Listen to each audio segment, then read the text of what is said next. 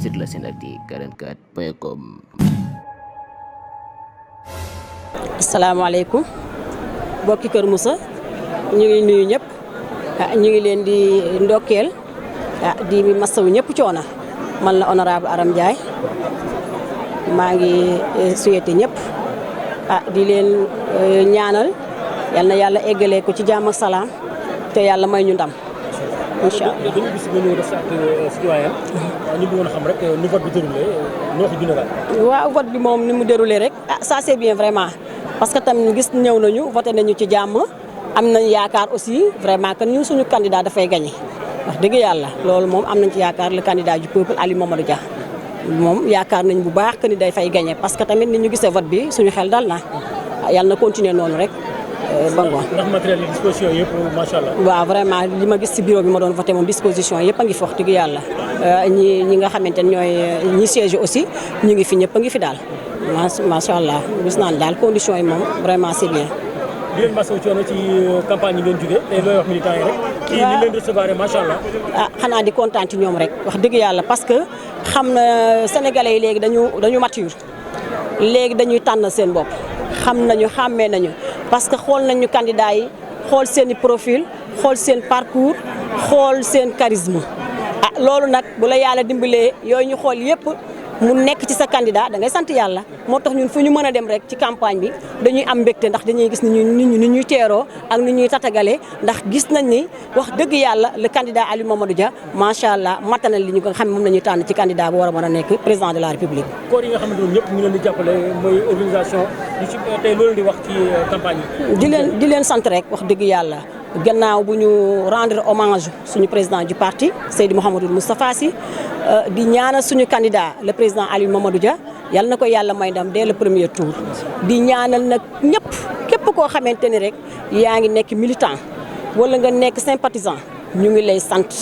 ñu ngi lay gërëm rawatina les seigneurs du PUR les femmes du PUR la jeunesse PUR bàyyiwuñu kenn sénégalais yi ñëpp la ñu sant vraiment parce que ñëpp a ñu jàppale. ñëpp ñuy ñaanal yow da ngay dem ba da ngay rus parce que da ngay dem ci dëkk ñu teeru la teeru boo xamante ni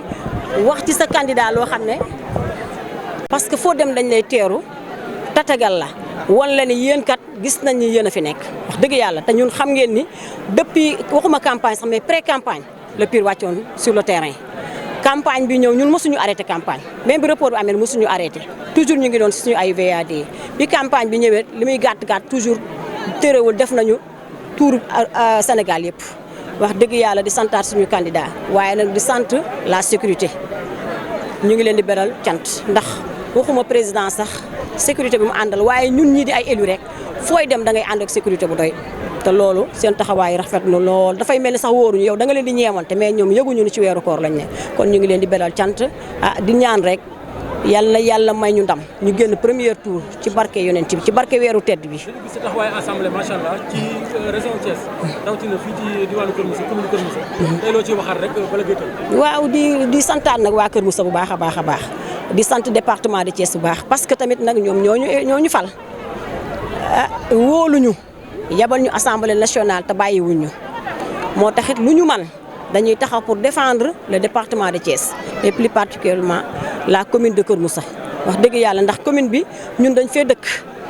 dund fi lu bari xam jafe-jafe yi ci biir commune bi moo tax fu ñu taxawee assemblée nationale dëgg la sénégalais yëpp la ñuy défendre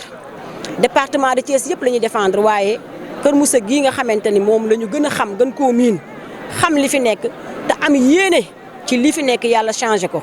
duñu ko bàyyi gannaaw benn yoon parce que Kër Moussa nag dafa am cër bu ñu sëdd am bor bu ñu lebal ñu bëgg leen koo fay te mënaguñ leen koo fay te olof daf di wax ni bor luñ la lebal ci bor te mënoo koo fay loo ca dugal jërul tudd ñu ñaan rek yal na yàlla may ñu ndam ba ñu mën a mottali yéene yi ñu am ci Sénégal mottali yéene yi ñu am ci même ci département de Thiès waaye nag yéene yi ñu am ci commune Kër Moussa waaw. dañu gis taxawaay diaspora bi tey loo ciy wax rek waaw. di leen sant rek di rafetlu seen taxawaay diaspora bi ni ma ko waxee woon fii ci Sénégal rek pré campagne lañu commencé woon nelawuñu noppalikuñ te ku ne xam na ni bitim réew dafa metti mais terewul gëm nañu lu ñu nekk boole kook seen liggéey amuñu guddi amuñu bëccëg man dama leen di suivre ba yàgg ma yërëm leen parce que bëgguñoo tardé dara ñu ngi ci seen ay VAD lépp ñu nga ca wax dëgg yàlla ñoom it ñu ngi leen di sant ñu ngi leen di gërëm bu amul app di ñaan yal na nu yàlla may ndam li tax ñuy sonn daal yal na yàlla gis ko ba faye ñu ndam ci premier tour bi incha allah.